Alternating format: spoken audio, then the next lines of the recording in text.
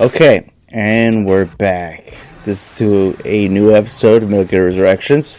I'm joined with my co-host, my brother, Jonathan. Hello. And we're here to talk about the plant chapter for Metal Gear Solid 2, Sons of Liberty. I would say this, like we said in the previous episode, this game took it up another notch, Yes. another level. And so now we're playing the new chapter. We saw the previous one where we assume that the protagonist, Solid Snake, has perished from the whole debacle of Revolver turning, showing his true colors and betraying everyone he's worked with and steal Metal Gear Ray.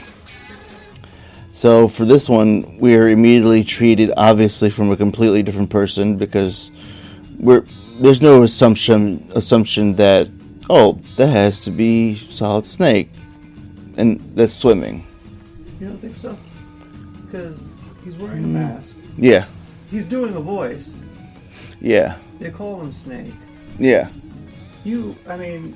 Because obviously playing the game and going through it, you always know it's not Snake. The body is different. Maybe he could have dyed his hair. But the body's different. Even though he's doing a voice similar to Snake. It's a little lighter in tone. It's not exactly As gravelly and raspy. Yeah. Not like David. But something. It's a little odd. It's a little like putting you into the situation with this new person. And it is kind of weird how it plays out first. How they sort of play it. Maybe they're trying to trick you into thinking it is like Snake is still alive and that's Snake in another mission. Yeah, by showing the Colonel's back. Yes. In a capacity with Foxhound. Yes. Has been reestablished again. Yes. And then the whole mystery that someone else has gone through this path before us. Yeah. Because when he gets to the net, he's like, there's a hole here already. He's like, did anybody from the SEALs come through this way? Yeah. And we're told no, you're the only one who's supposed to be going this direct route. Yeah. And so that continues on the whole we're not alone on this mission. Because I guess they're supposed to give you a feeling that you're the new guy. This is your very first in-person mission versus virtual training.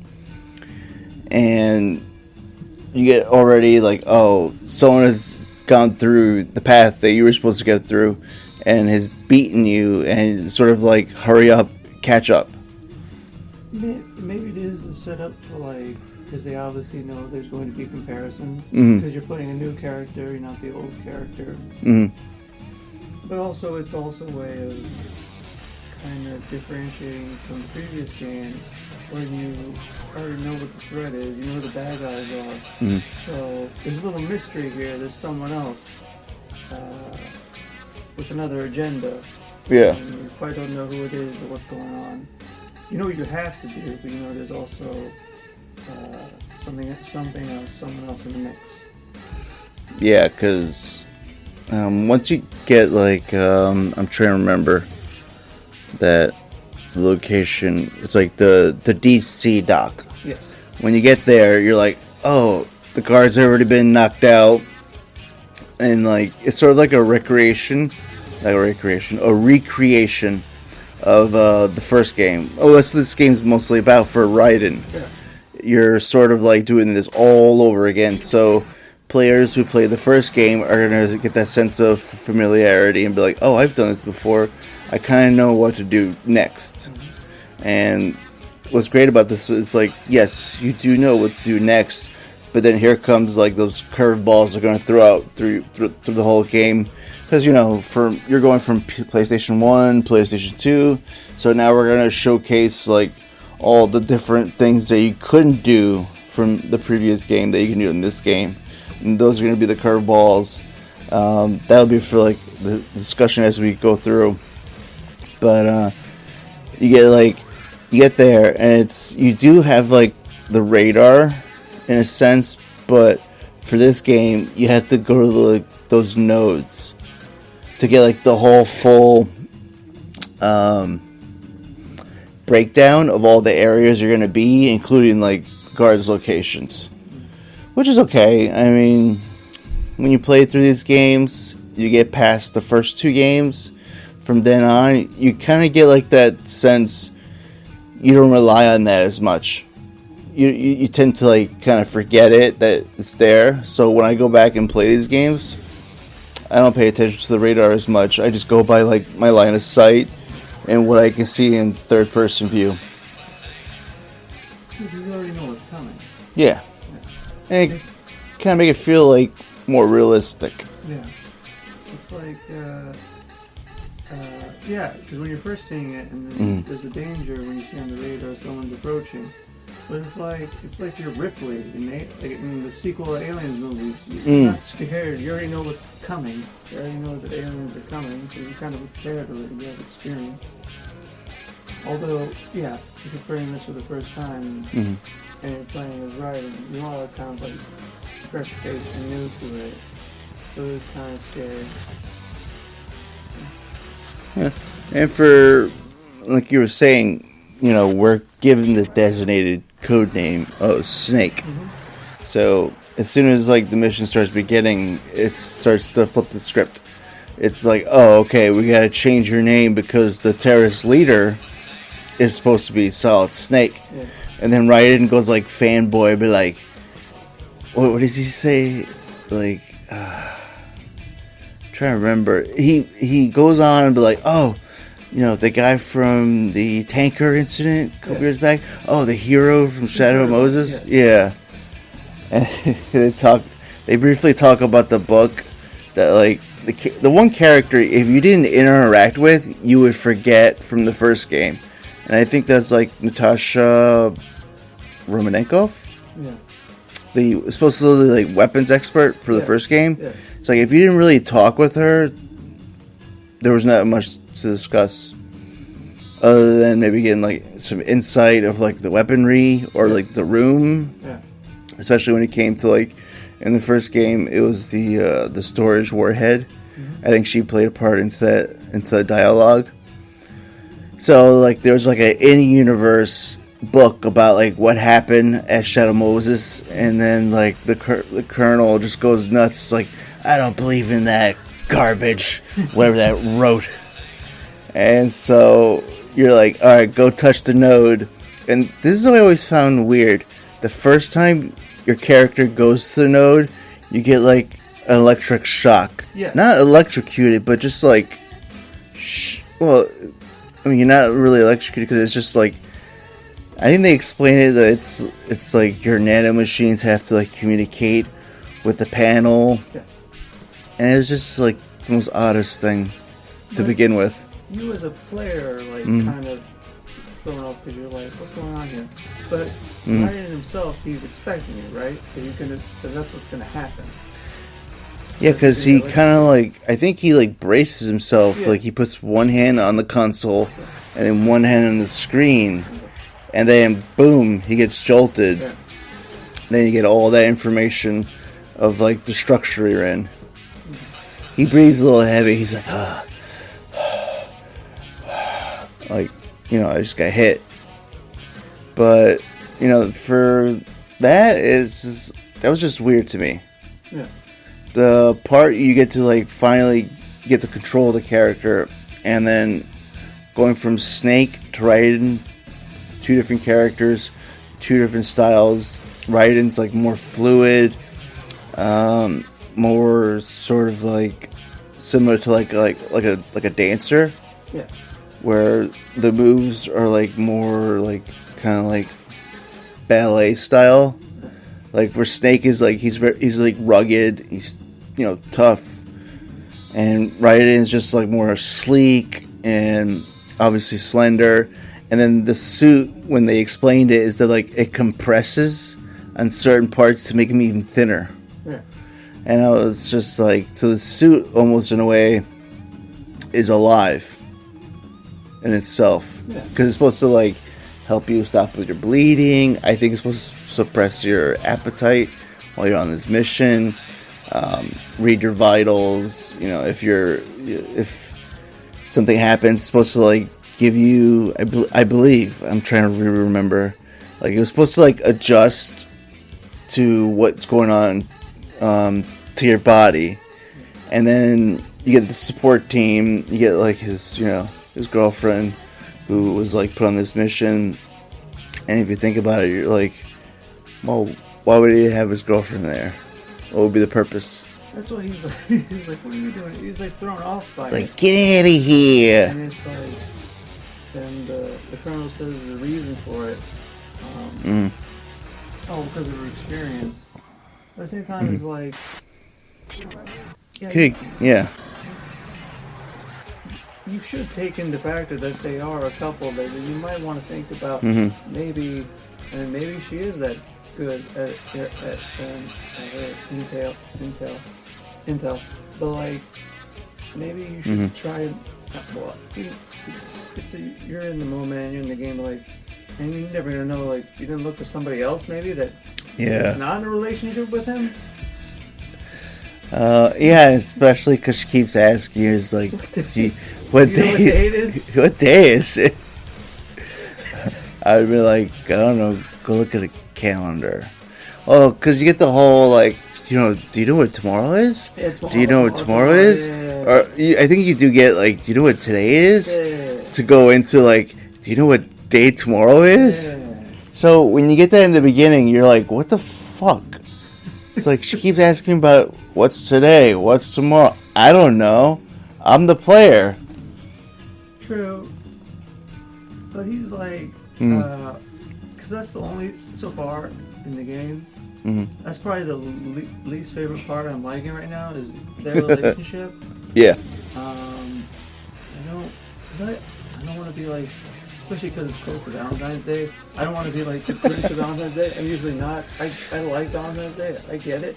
But like, yeah, it is like that. But that romance just like, it's forced. Yeah. And like, it's put there. It's put there to have it for romance sake, just because, well, we have to have a romantic plot. And that sometimes works in stories. And sometimes it's just like, so like obviously there, and you're like, why? And but yeah, it was like, and it's like also they have like the music playing behind it. I think it's like I think maybe like a sax is playing behind whenever they're speaking with each other. So it's like it's so like put on and forced. It reminded me of there's like this early episodes of Dragon Ball Z, right? Where this is when now we're going into DBZ territory, where like I think it's Vegeta, I forget the other sort of who's like his team, like another member is with him, and they're traveling through planets. They're destroying planets, right? And they destroy that planet with that last dying couple. Yeah. And that last dying couple has like that, that sort of like romantic moment of we're gonna die together. It's basically a more current reference, like in Rogue One. It's not really a romance. They're kind of in Rogue One. The two main characters, they die together on the beach. So it's like that, where like those characters die together and they're talking about how much they love each other before their whole existence is destroyed. It reminds me of that, but like that in that cartoon in Dragon Ball Z, it's put on. They're making fun of like those sort of like, those romantic tragedies. Yeah. So very Shakespeare. That in that cartoon, it's played for a joke. It's played just for fun, especially because it's also for kids. But like you put this here, like this sort of romance. But it seems very forced. It just to me, so far it just doesn't work. It's just like, all right, okay. Yeah, because it was like it would go like super like heavy and ham with like the whole. She's like forcing, like they're trying to like show there's a relationship here. Yes. But like through these codec calls, and we have no back context. No. Like we don't see a scene of them do like a wipe flashback, like, oh, they're on a date in New York. No, but like, because this is not new. Mm-hmm. You have, well, for Solid Snake, you have him in previous games flirting with female soldiers and characters on the radio before. You have that all the time. So it's nothing new. They had this sort of like you're supposed to be on a mission. Yeah. You're like taking your time to just say what you want to say. Just put that out there. Like, okay. The girl doesn't say anything. He's like, I think we should get back on the mission, everybody. I think we should focus on the task at hand. Yeah, and there's not a lot of support team either. So it's like when you play through this game, you kind of go like, oh, I should have seen these things coming. Yeah. So when you go back, you start noticing like the lack of, let's say, like lack of support people. Yeah. For this one, it was like it's only really two people. Yeah. It's the Colonel and Rose, I believe. I don't think there are anybody else. It makes sense because it's a covert mission. You can't have too many people know about it. And I know why it's there. It's also just to show that Raiden has like a disconnect. Yeah. It's like, because he's strictly trained from VR missions. Oh yeah. There's a disconnect between his training and reality. So like he's not all there. Yeah, because you kind of see it as the game progresses. Yeah. Like the barriers start breaking down, Yeah. and he starts questioning. Well, was this real? Yeah. Did I meet this person in real life, or is that also virtual reality? Yeah. Which is another, it's another good thing about this game. Like it goes into like more into the mental health aspect.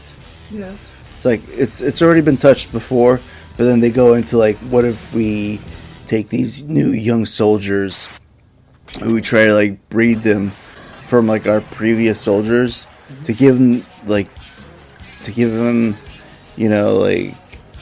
them the characteristics, give them the experience of our top soldiers, and make it quicker, make it faster, and have them produce. Like, how would they be? So I do like about in this game, like it kind of gives you like we're gonna go through that as this new player. Yeah, it is a commentary on military tactics, strategies, in place in any military, whether in the U.S. it could be any military. But it also is like a philosophical one. It is very like, because when they talk about him being disconnected between VR and reality, it very much reminds me of The Matrix, especially because The Matrix was released not too far. Well, this was Metal Gear Solid 2 was not released too far after The Matrix, like only a few years after. Yeah. So it does remind me of that in a way. Like he's very Neo, like a newborn into this world. Yeah. Yeah, because like you can go back to like when they're first like starting the concept idea for this game. Like there's been like so many like things in pop culture, film, especially with Hideo Kojima, who just like absorbs like all these movies, and you can see like the you can see like how he puts it into his games. It's like sometimes not fully on, but then sometimes you just notice like, oh, that was straight out of this such and such film. Yeah, sometimes he takes ideas and flirts with them. Sometimes he'll take an idea and it's just straight from a popular movie or a well-beloved cult classic. Okay. Yeah. Yeah. Yeah, especially with Raiden and Rose. We come to find out Raiden's real name is Jack. Yeah. So we get the whole Titanic connection. Oh my gosh. Also, here's the romance. Yeah. You also take a lot of... Yeah, it does take place in a lot of ocean. A lot of Yeah, and there's like a crashing of the ship. Yeah. It's true. When I heard that, I was like, come on. It's like, I didn't like Rose to begin with, and now you maybe just hate her. Don't get me wrong, Titanic is a decent film. But how many times can I see this ship sink? It's true. All I had to do is watch it once, and I was done. That's it. It's also weird because you focus on a romance and a tragedy. And granted, there is, of course, there's tons of people that love each other and and they get killed in tragedies. Yeah, that happens. It's just weird that you focus on one.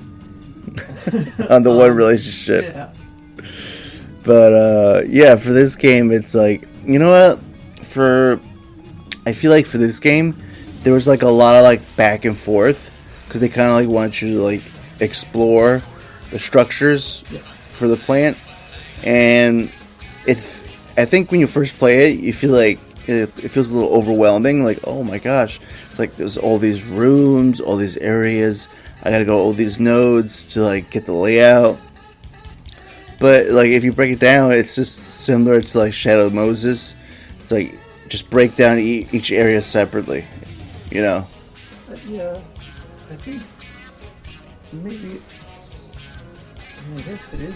Yeah, it is intentional that because now you're on a new console, you're in this new game, and these new graphics, and it seems we're getting more and more to work towards where games become very real.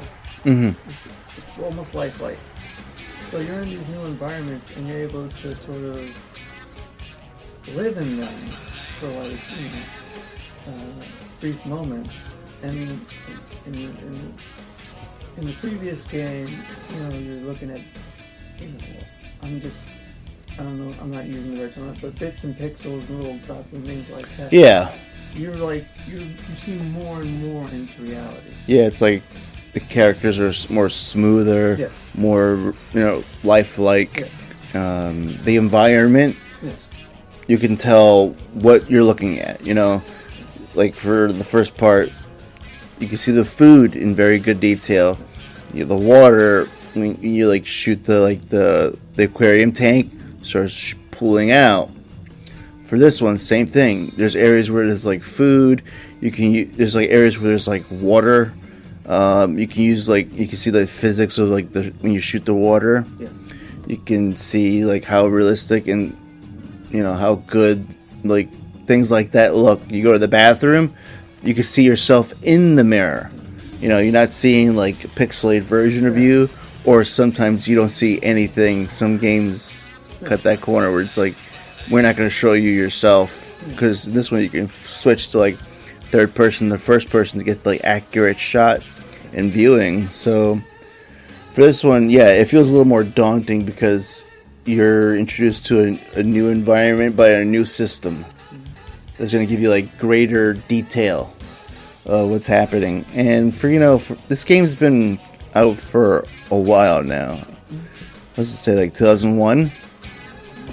So it's been 22 years.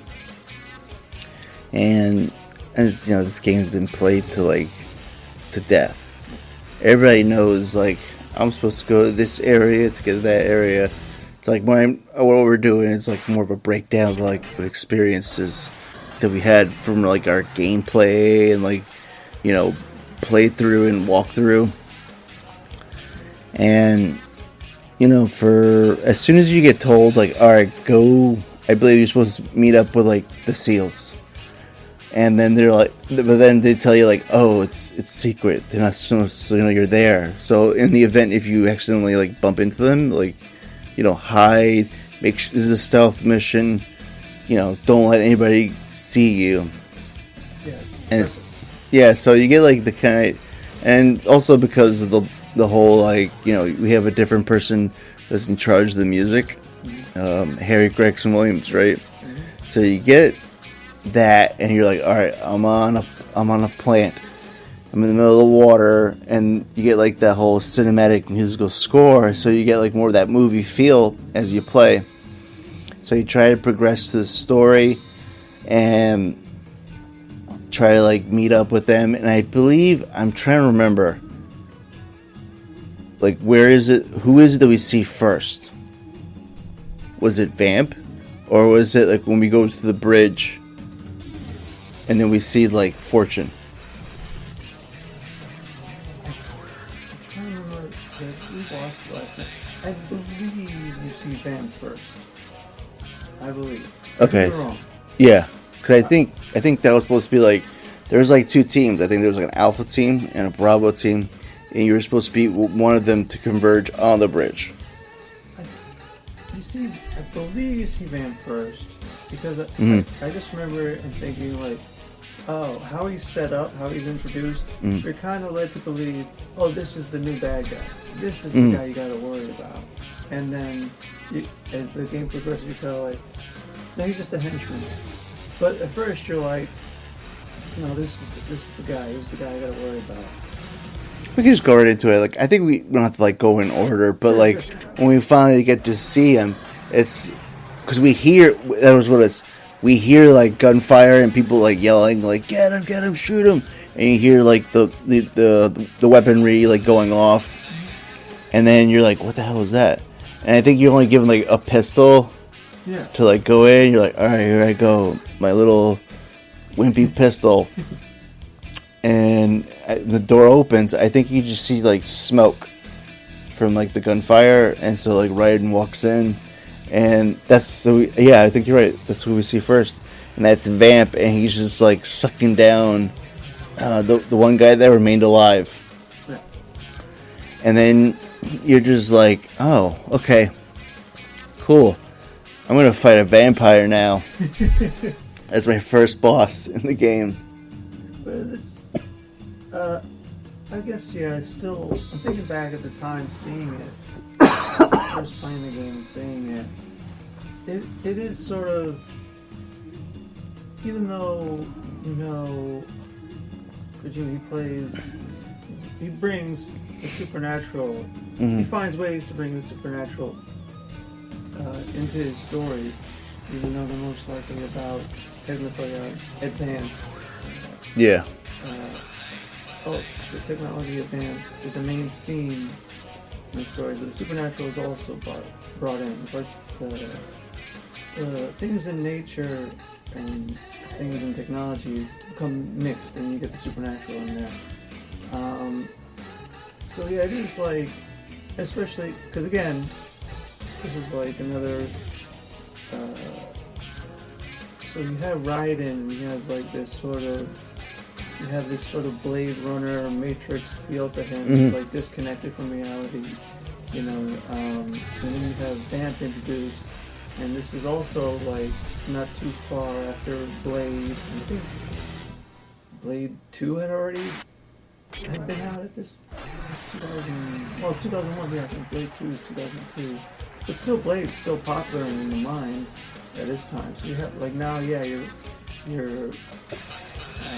introduced to this vampire character, but you've played Metal Gear Solid 1, and it's also that sort of thing, this continuing theme that these henchmen all have different characteristics and different, sort of, well, obviously backstories, but there's all something, they're all elemental. There's something elemental about them, and so now you're introduced to this sort of night creature during the day. He's very the actor, but he's very much that, or he's very much like a Blade type character. And yeah, you just see him, he's just sucking someone's blood. Yeah, because I didn't even like realize that like the whole, we have like somebody who's a vampire out in the daytime. I didn't. That slipped my mind actually. Yeah. And like Raiden thinks he's like so cool. I'm gonna sneak up on this guy, but Vamp already knows he's there. You see like his eye movement when we cut to him. drinking the blood of the soldier. He knows somebody's there, and he's just like, I'm not going to bother him until I'm done with this guy, kind of thing. No, he doesn't see him as a threat. There's a lot of these villains. It's a common sort of. I guess with any villain, it's like this common sort of mentality of like, I've seen it all, done it already. Yeah. You're not a threat to me. I'm gonna do what I have to do, and then I'll get to you. So yeah, he sort of continues that theme. Yeah. It's kind of like, in a way, you haven't earned like my respect to fear you. No, he doesn't. In a sense. He's just like a light in my eye. I don't know you. I know who I am, and I know what I can do. So until you show me something, I'm just gonna keep doing what I'm gonna do. And I think at this moment, we don't know yet, but Solid Snake, fully disguised, kind of like backs up Raiden. Yeah. In the same room, like they come like from like two different opposite ends of the room, and I think so bad at this. I'm trying to remember. Like I'm pretty sure. Like, does Snake automatically start shooting, or is it after Vamp starts like doing that whole? I'm going to do the vampire moves up the wall, and like you can't see me. I'm going super fast. I think Snake shoots first. I'm trying to like remember. Like I think Snake tried to like blow him up. I think yes. I think he's just like fuck this. Because I think it's very much a Han Solo move, and Snake does shoot first. Always. Yeah. Yeah. And then Bam gets to him, but you don't know it's Snake at the time. Yeah, he cuts him. Yeah, he cuts him because he drops his weapon, and we don't know it yet, but like Solid Snake, not that old, not that much older from the first game, but we're starting to see him like slow down, even in this cinematic scene. Not as sharp, not as quick as he used to be, because he got the drop by like the first villain that we see. Yeah, He usually does get the drop, so he can like kind of like step back and self-assess what's going on, kind of thing. So he'll let you believe that you got the drop on him, you got the goods on him, and he can't come back from it. But he does get the drop. Yeah, because then he like grabs him, like slam against the wall, and then he starts like stiffing him like an animal. Yeah. And he notices like he's not like the other soldiers. So that's like our second hint. Maybe because I just watched it, I didn't know why he stopped. Like I thought, how does he can tell that he is? He telling? Is he? Can he? Because I don't know. I think he can smell like the fox dye in him. In his blood. Or maybe he can sense there's a similarity between him and their leader. Okay. Who is also taking the code name Solid Snake. I see. Okay. I think because he hasn't seen his face yet, but he smells like he's like there's something different about you versus everyone else in this room. Yeah. And we get kind of like the whole, hurry up, come on, rookie, and shoot him already, kind of thing. And I'm pretty sure if like this game was like being done now, we would be like probably get the option to maybe like, oh, we go into first person view with Raiden, and like maybe let us pull the trigger to like, but to ultimately fail. Yeah. But yeah, we get the whole interaction with Vamp, and then we get to see get a taste of what's to come from all these villains. Yeah. And then we're like left alone with who introduced himself as Iroquois Pliskin. I was like, you could have just picked any other name. So I thought he was gonna say my name's Iroquois Pliskin, but you can call me Snake. I like the choice of being, because it shows he's a professional. He's not gonna give away he's not gonna give away who he is just right away. It's also it's different than Raiden, who just says who he is, right? Like, Yeah, he just straight up, he was like, says, I'm with Foxhound, Yeah. and I'm on a top secret mission to save the president. You see? Yeah, it's also like, yeah, it also shows he's inexperienced. Like, he's just ready to give up his information because he assumes, well, Yeah, he's to assume that like, he's an ally, a good guy. But yeah, and then you, as the story progresses, you go like, wait a minute, you shouldn't automatically just trust this guy. Yeah. Yeah, because then like we get like two different conversations where Raiden's like, hold on, I gotta talk to my boss, and then Solid Snake's like talking to Otacon. It's like, there's some fucking kid around here with a sneaking suit.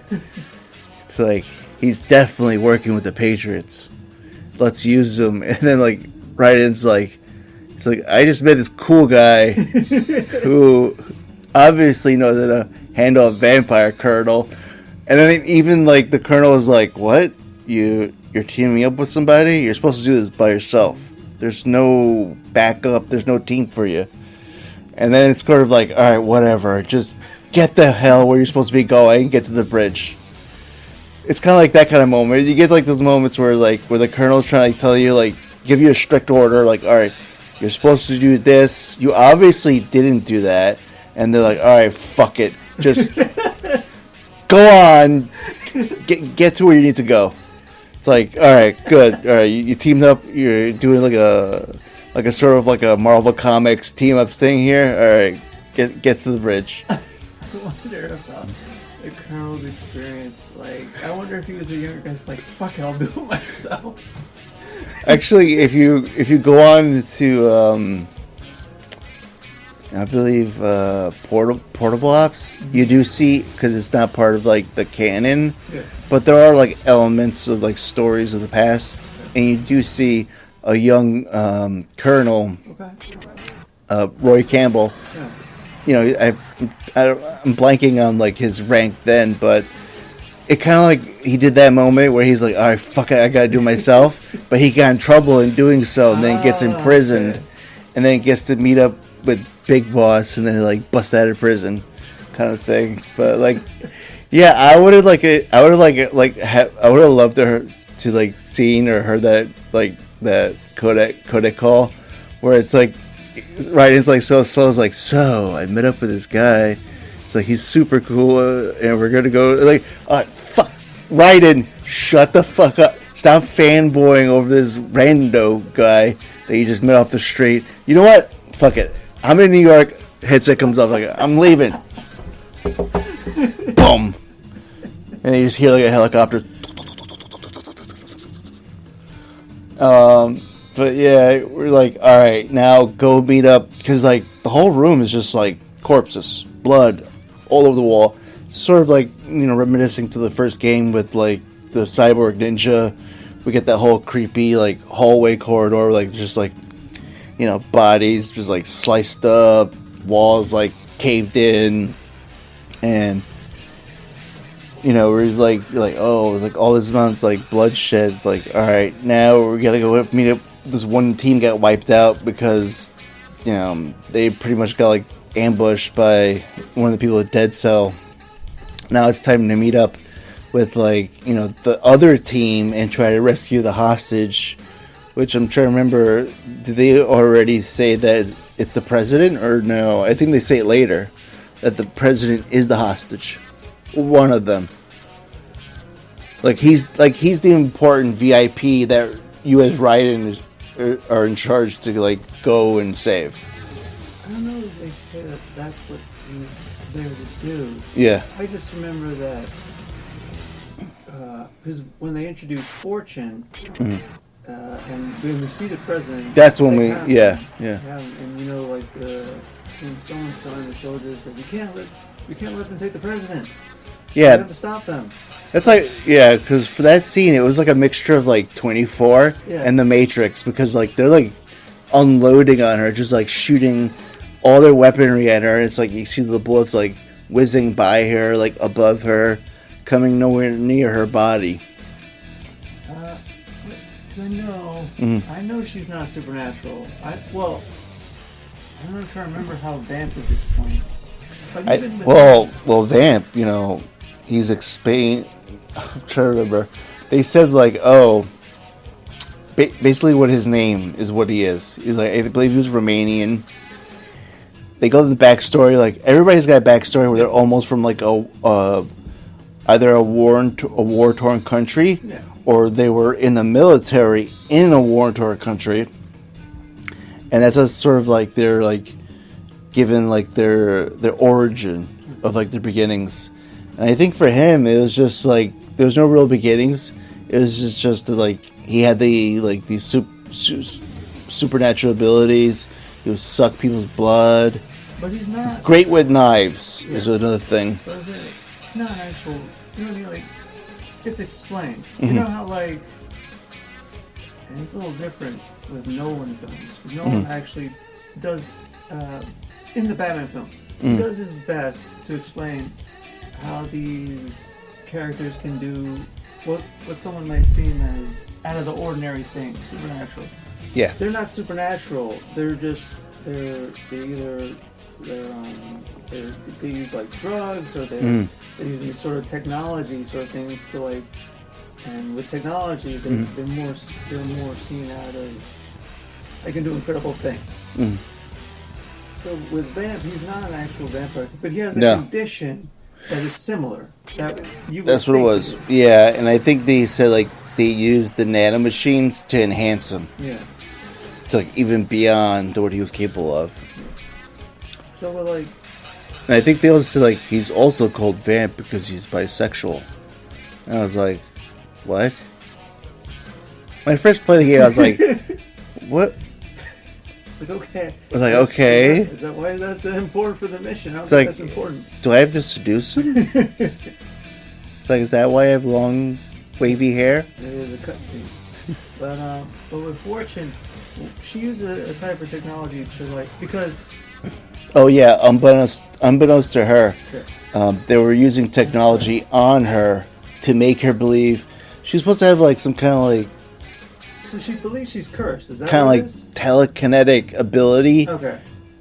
to not get hurt by like projectiles. She does believe she's cursed, yeah. Because, I think because she lost her father, her husband, and I believe from the tanker incident, she lost both of them from the tanker incident, and I think her character was also pregnant when that happened, and I think she lost her child from the grief. It's almost like she believes she's made to suffer. Like Yeah. Everyone around her is supposed to die but her.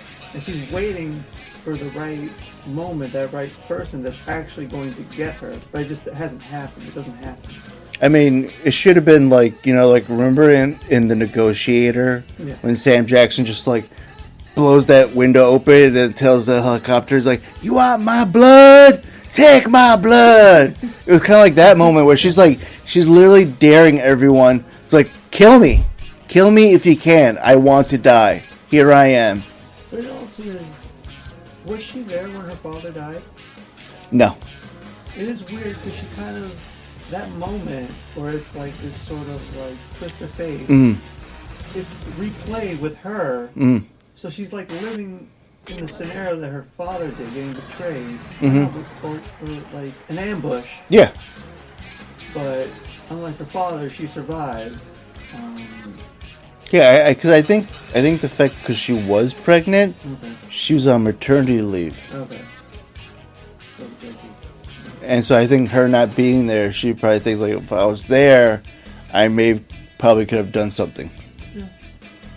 I maybe remember that incorrectly, but that's what I was like remembering from my experience. Yeah. And yeah, because you see like the other SEAL team, they're just like, they're even using grenades, and like they like shot a grenade at her. It's supposed to like explode as soon as like impact her, and I think it just like lands like by her feet or like in front of her, and then you just get like the infamous line of one of the soldiers like, "It's a dud," and then she just like pops up her portable rail gun, and then she just like blows up like half the bridge. And I'm pretty sure like those soldiers, like, if they didn't get hit with the rail projectile, they just got like flung in the air and right into the water. And maybe because, and it's also, although this is like a new game at the time, but for me, it's like a sort of question of, because she sees that afterwards, the destruction she did, she sees that the birds falling down. Does she believe that all that she did, all the firing, basically, does she believe she killed the birds by that? Or does she sort of feel like she has this power that it can be destructive towards things in nature, not just human beings, but even animals can be destroyed in her path? I think it was from using her weaponry. Okay. I think it was like a product because like this, it's not like an ordinary weapon. No. It's. I think it's like whatever power it like emits. I think it affects like creatures such as like small creatures such as like birds. I imagine like rodents. But also, is it like but how birds and even sort of insects can communicate, but like I don't know how exactly, but not necessarily. You know what I'm saying? Like she can affect animals that can communicate with one another. Oh, okay. Like Yeah, because then she does react like to like the death of the birds. Sort of like it's because of her ability, or her unluckiness to like go on. Like this is like a byproduct of that. Yeah, because she can't die. There has to be sacrifices. Yes. Yeah. Yeah. You get. I was gonna say you get like from like her dialogue and how she interacts with like people that she fights with, and even like people that she considers as like her comrades in arms. But like for for her, it's like we get like we always get like the introduction of like her own her own theme music in a way, and it's sort of like this sultry jazz number, and it's just like it fits the character, it fits like her story, and it fits like kind of like her actions in the game. So then we get like that. We get like, Raiden gets bombarded. It's like, all right, vamp guy, person I can't kill because I can't shoot. So it's sort of like, the odds are starting to like stack up against you. It's like, all right, like is this whole team just full of people that like almost near impossible to try to like attack or like even like defend yourself from. So then you get kind of like that feeling like you're that green person, you're like, oh, what did I get myself into this battle? That's true. Yeah. Although, because Raiden doesn't really. He does at one point, and I'm being critical of Raiden. Because I don't. There is a moment where he kind of like freaks out. But I don't. The way the voice actor plays it, I don't feel it. Like, yeah. I think the Colonel tells him like Ryan, get a hold of yourself. But I don't see him being like being over emotional. I don't get that sense. I get detached. I get that from him, but I don't get the sense that he's on edge. I don't feel that necessarily. Yeah, you're right. Because you know what? I want to say like for like the quick beginning of this game. Yeah. You see a lot of dead bodies, and Raiden is just like not, he doesn't look aware of it, and he just like keeps going forward. Like, all right, I gotta keep going into more and more into the mission. Put that aside. He seems more thrown off than stressed. Yeah. It's like, wait, this is happening now? But it's not like stressed. Like, oh shit, what the fuck is going on here? Yeah. It's not like that. I was trying to, oh yeah, and then like we get the whole like, all right, now we're gonna like we have a fair way to go like the opposite end because this bridge got like shut to holy hell, it just got blown up. So then we go to like we're basically like told now go the other way, and I believe as we progress like through each strut, then we get introduced to another character.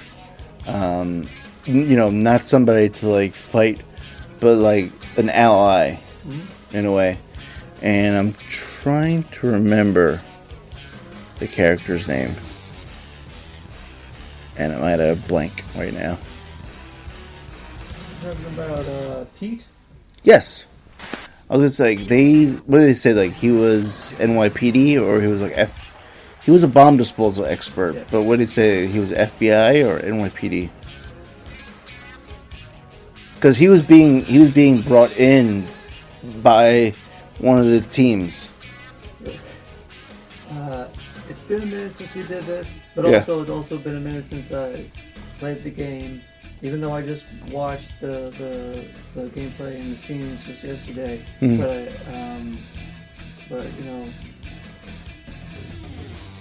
I love corrections. So if listeners are going to give us corrections, I love it. I really do. But I think, trying to remember, I think Peter was a retired NYPD. Okay, yeah, because he was wearing the jacket, right? Yeah. And then, sort of like we're kind of like makes it like grounded. Yes. Because then we're like, you have all these like people who are like, we have Vamp, we have Fortune, and it's like these like bigger, out of these world characters. And then, P's going to introduce us to like a character that like, all right, I think we actually have a chance of beating this person, and that was Fat Man. Yes. We're kind of like told like, oh, he like, he was a protege, and he was a good guy. He was a good guy up until like there was like an incident between him and Pete, and then he like goes off and joins like Dead Cell, and then he just like goes like crazy over the top where he'll blur the line between like using his expertise to like not only do damage to the enemy but have no problems getting innocent people hurt as well. Yeah. And so they're like, because it seems like everybody's got all this information of all these people, and then us as the player playing as Raiden, we're kind of fed this information on a need to know basis. So then we're told like, all right, there's this guy, they call him Fat Man because he's a big guy. He wears a bomb disposal suit on rollerblades. Yeah. And by the way, this whole structure may be wired to blow. Well, yeah, it is, even back then, playing for the first time, because he finds a way to throw you off, and he's like, he'll throw you with these supernatural characters, but then he'll just like, it's just random. It's like, he's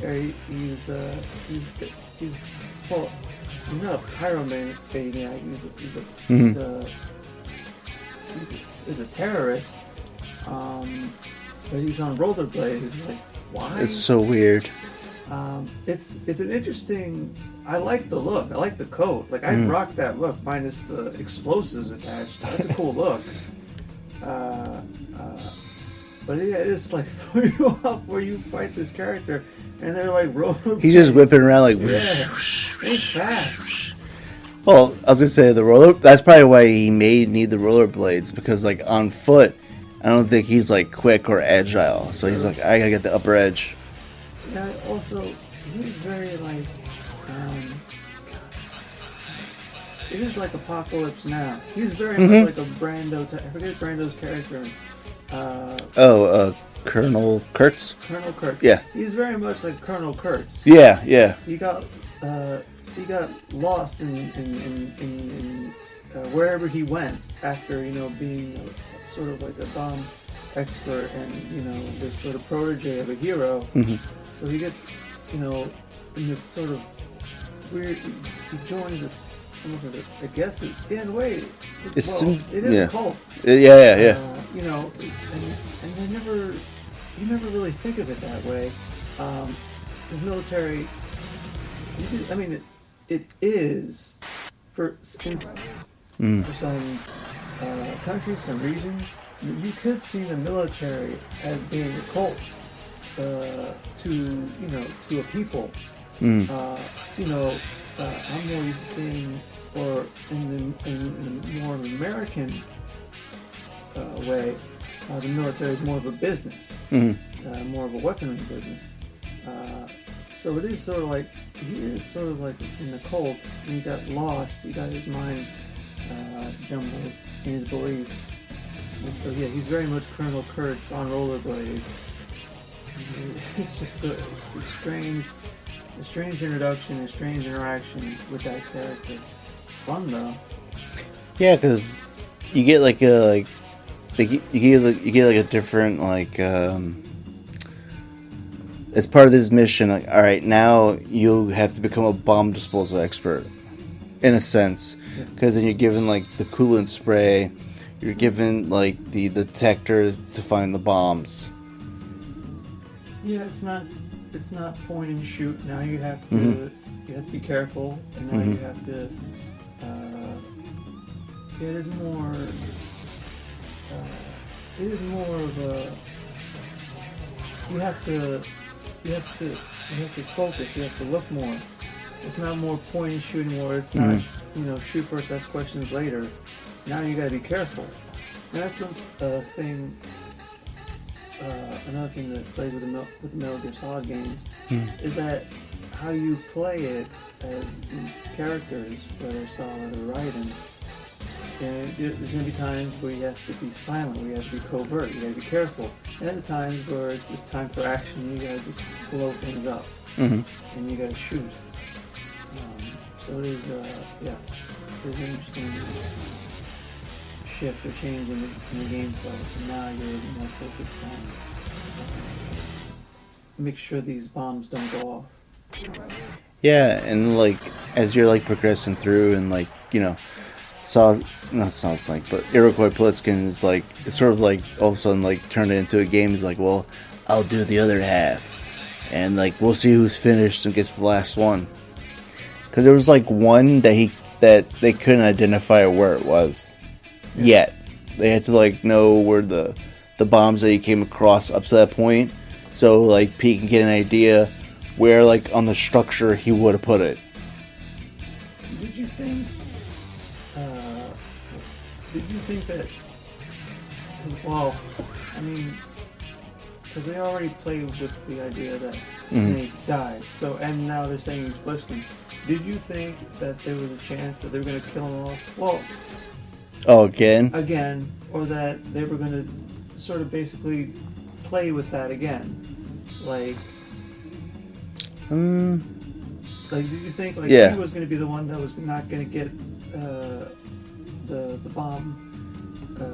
Well, actually, what's happened is that them freezing the smaller bombs actually activated the last bomb.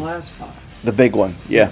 So did you think that Pliskin was actually going to die or appeared to die? Yeah, I thought like he was gonna go do it, because I think he said like, I'll go take care of it, because like he's so close, he's faster. I thought maybe like, oh, that might be the way that they'll kill him off, like actually kill off Solid Snake. But I thought about it, and then I was like, no, I think, because now after you play the game, you realize that Snake's character was just there to kind of like guide you along the way. Yeah. Sort of like be, your in-person colonel, or like, no, even better, like your in-person Master Miller. Yeah. To kind of like guide you and give you like techniques and ways to go about. Yeah. But, then all of a sudden like we get like this like crazy like backstory to more about Pete, like where at first we thought like he lost a limb. That's why he limped around like the way he did.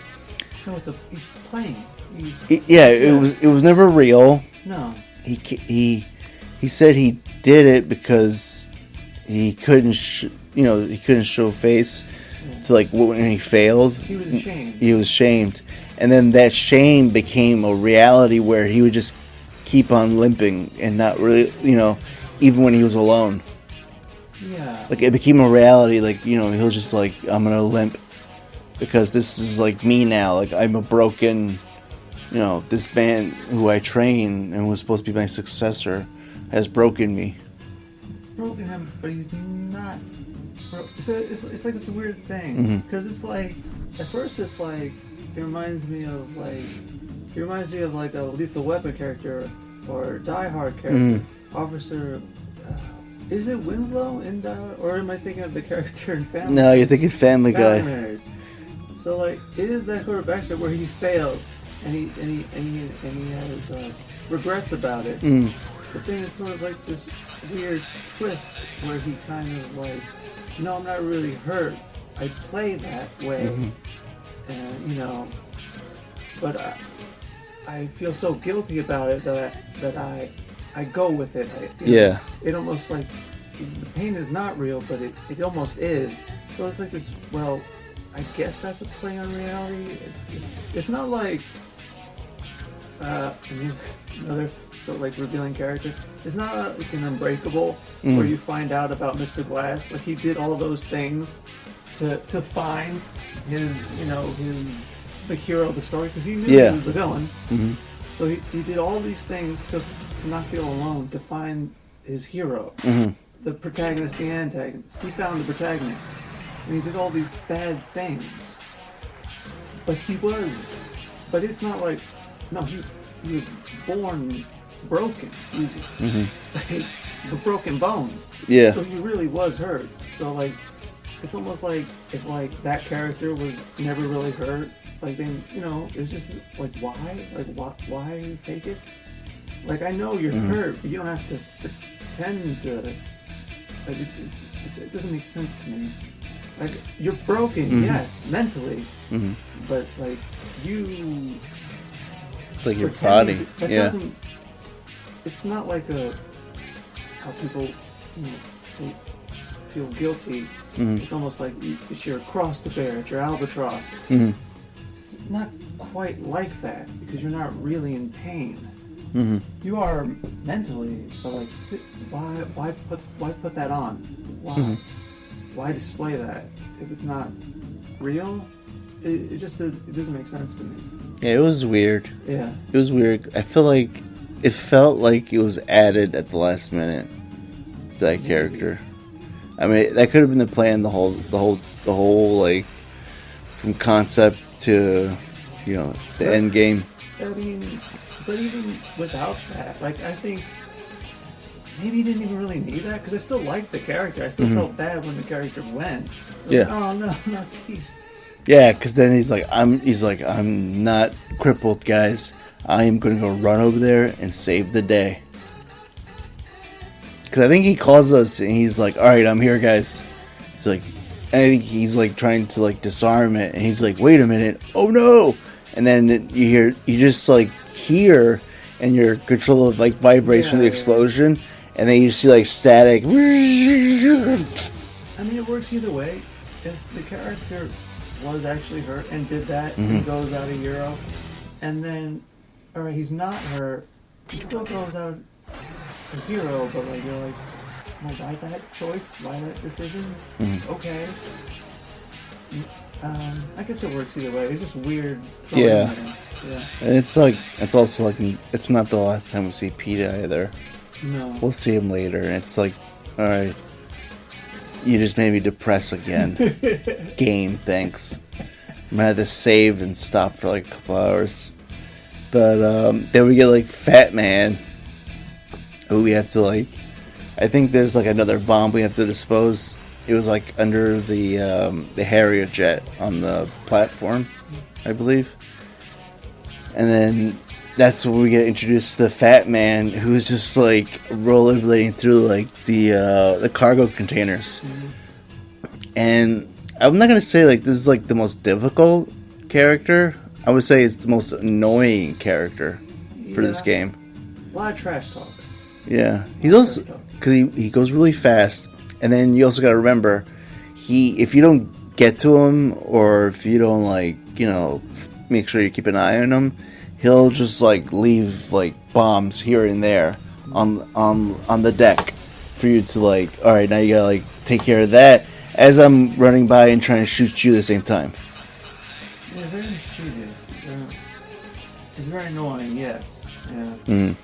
Yeah, because he comes out of nowhere, he just like swooshing by, and then like does like the whole rollerblade like stop, like and he's like with his wine glass with like a straw, and then he just like proclaims himself like to be like the greatest.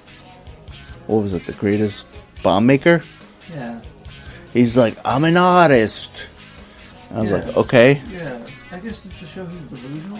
I mean, it all. I mean, he was. Works. Yeah. It works. Yeah. His style. Yeah. Choice of blades. Yeah, because he also was going against like everybody else. Yes. He was just gonna be like, I'm gonna blow up this whole structure, and they're like, wait a minute, what about the hostages? What about the money you guys are asking for? He's like, money? He's like, what are you talking about? It is sort of another continuation in the series of like everyone's out for themselves. Mm-hmm. They claim allegiance, but like, no, I'm really doing this for myself and for my own reasons. Like, I really don't care. Mm-hmm. I just want to do what I want to do and have like a name or a title behind it. But really, I'm doing this for me. So there's that sort of element of these sort of like mercenaries. The main reason why they're doing things, it's not really the main reason. Yeah. Their own agendas. Which I guess that's just true in life. You can hide behind these ideas and things like that, but ultimately you're doing it for yourself, for some reason, for yourself. Yeah. So yeah. I mean, he wasn't a tough boss. No, and watching the gameplay, I said, do birds like just peck at him, like attack him, like the seagulls? Because I saw at one scene, I saw like a seagull like pecking at him. I was like, does that happen in the game? Like, I think it does. Yeah. I think he actually like either shoots the birds, okay, or for some reason they attack him. I don't remember what it was. Yeah. Like it doesn't come. It doesn't like. I'm not reminded as to why. Yeah. You know what it is? He probably like shot one of the other birds, and then like usually how it works, like then the other remaining birds will come and bother you for doing that. Yes, that does happen in the game. Yeah. Yeah. Oh, and you know what I thought? That isn't the first boss we fight. Fortune is the first boss. Yes, I forgot about her. Yes. But anyway, we don't have to do this in order. No. Okay, so like after, all right, are we done with Fat Man? Yeah. Because there's not much to it. Because like Fortune's like the main like the oddest fight you could think of. I think for this game. I don't remember if it's because Fat Man has before that you do. I think he was like You fight Fortune and Vamp, right? They're like this is No. where you sort of introduce the idea that they're like a team, like a duo. you fight Fortune first, and then Vamp comes to collect her, Okay. and it's sort of like he's gonna take over, Okay. so she can go back. Yeah. So like in that cinematic cutscene, Yeah. it's kind of like that exchange. Like he's gonna relieve her of her post. Yeah.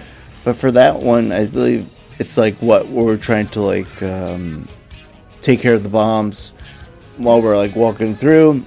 We all of a sudden go back to where we started the game, and then the elevator is like activated, and you're like, oh crap, who's coming down? Right. With the whole like we do the whole like hide behind a box, but not really hiding very well. Like we can see where you are if you're paying attention to. Kind of crouch. It doesn't also help that you have it's white hair, right? It's not silver, like striking white hair for Yeah. Raiden, right? I thought it was blonde. Is it blonde or is it white? It could be platinum blonde. Okay. Maybe it is white. It is. Yeah, I think it is white. It is. You can pick it out, especially because he's I wearing mean, all black. yeah, and he's pretty pale himself. He's pretty pale, yeah. It's all right. He's white. But yeah, then like Fortune like steps off the elevator, and then when I first fought that boss fight, I actually tried to shoot her. I thought like there's got to be like some kind of like way to get her. I thought maybe like I had to like punch her. You can't do that. It won't let you because she has a railgun and she's just like shooting the shit out of the room where she thinks you are. And then like the environment just gets destroyed as you're progressing. So it's like it's basically like a survive match. Like try to like outmaneuver her shots. It makes it easier since you're riding because you do the whole like sort of like like a lariat. Yeah. You do like this whole like flip move, and in doing so, like I feel like that's a way better way to dodge. Yeah. You're very much a dancer. Mm-hmm. She's very much, especially with that gun, it's very much on the ground. You know. Yeah, because she can't like go side to side or like run while she's shooting the thing. She has to like plant herself and like power. It powers up and like blasts. Mm-hmm. But yeah, so you're basically just like waiting, and when you first play the game, like how much longer can this go? It's like how much longer can my character like leap around? It's like, is there somebody gonna help me? Yeah. It's like, do I have to like call somebody? Like, do I call police and be like, hey, get run interference? Mm-hmm. It's like, I gotta get away from this lady, and the interference is what we're talking about, and it was Vamp. And it's like, I think, trying to remember, like, I think he said, like, that either Revolver wanted her, but somebody wanted her back. Yeah. And, he was going to take care of, like, the boy, basically. Take care of Raiden. And so, while they're talking, Raiden's like, now it's my time to shine. So, like, he shoots, and, Fortune's not afraid, like, nothing can kill her. No. So that's her, like, her belief, like, nothing's going to bother her. No. But, like, Vamp just, like, lets himself get hit to sort of, like, block and protect her. Yeah. And so we're led to believe that, like, oh, he's dead, so we can escape. Because, I watched it yesterday. It would make... he comes back. But, like, I think about it, and, if you want to develop that character, you could have. Yeah. But, like... I would like that decision if he just gets killed off. Mm-hmm. Like, because you think that this character is going to be could be a big bad. You're not sure. You don't know what he is. Mm-hmm. And then just it would be like an interesting thing. Just like, oh, he was nothing actually. He was just like. It was just this, villain that you thought was going to be something, and he just gets killed off. It happens. It happens now. Tons of stories, like in Star Wars and things like that, where you think these guys are going to be like these big, bad characters that they just easily handled with. So, like, when I rewatched it, I was like, oh shit. Kills off, like, right away. Like, oh shit. But then, minutes later, you find out that no, he's still alive. I feel like it takes like a good like a minute or two, and I think like, does the bullet come out? Does he push the bullet out? But he wakes up. He basically wakes up. He wakes up and then like tells her like not to cry for him. No. Like he's not dead. Yeah, he's died before. Mm-hmm. This isn't the last time. Yeah. And I was like, oh, that's gonna be interesting when we have to like fight him. Yeah. It's like, how's that battle gonna look? That's true. It's a good setup for something like that's true. And I would say for that, this would be part one for the plant chapter, and sort of like segue into like, because I'm releasing this episode on Super Sunday. Mm-hmm. So Super Sunday, we got the Chiefs, we got the Eagles, we've got where's Kansas City known for? The barbecue, right? Kansas City barbecue, the Philly cheesesteaks. Who comes out on top on the battle? Yeah, I notes, I put the Eagles as the Sons of Liberty and the Chiefs as Dead Son. Just to relate to the game. Yeah. I'm going for the Eagles. I'm not going for the Chiefs. As am I. Yeah. As am I. And I would say, like, was there anything else you want to touch base on this episode? Yes. Predictions. Revolver Ocelot will walk on the field. Oh, for the big game. Yes, the big game. Is he going to steal the trophy? Now you might. He's like, steal it. No, I'm taking it back. I figure with this game, because we had like conversations like off, like on our text messages. yeah, I think we're gonna see like because the fact that like you have Philadelphia in the game, we'll probably see like a bunch of like Creed 3 trailers Yes. and like probably even promo spots. Yeah. The commercials I'm really interested in. I want to see the Popcorners commercials because they're doing like this whole Breaking Bad Really? Popcorners I thing. haven't seen Yeah, Okay. they've been like bombarding social that media with what- it. The people have been, because I see, well, Mhm. I see a lot of stuff online. I see that sort of like, there's on YouTube, there's like trailers for like, they call it like a Breaking Bad sequel, Mm-hmm. where Walter White didn't die. And I assume maybe it has something to do with those commercials. I could be Oh, wrong. I don't It could be know. just a fan Yeah. thing, because there's always like fan films and fan theories on the internet and Mhm. YouTube. But that's interesting. Okay. I mean, other than that, I'm just probably gonna have a good time, Absolutely. and that's pretty much it. And so, you know, to all the people that listen to this, we're gonna get back in order, you know, back on schedule. That's gonna be like, you know, feasible and doable. So we'll have like more content and more guests, and that's it for now. So this is me, one of your hosts, Johnny, saying farewell and have a good Super Sunday, folks. Jonathan, All right, everyone. Have a good Super Bowl Sunday. Enjoy it. trying to get too drunk. Bye. Bye.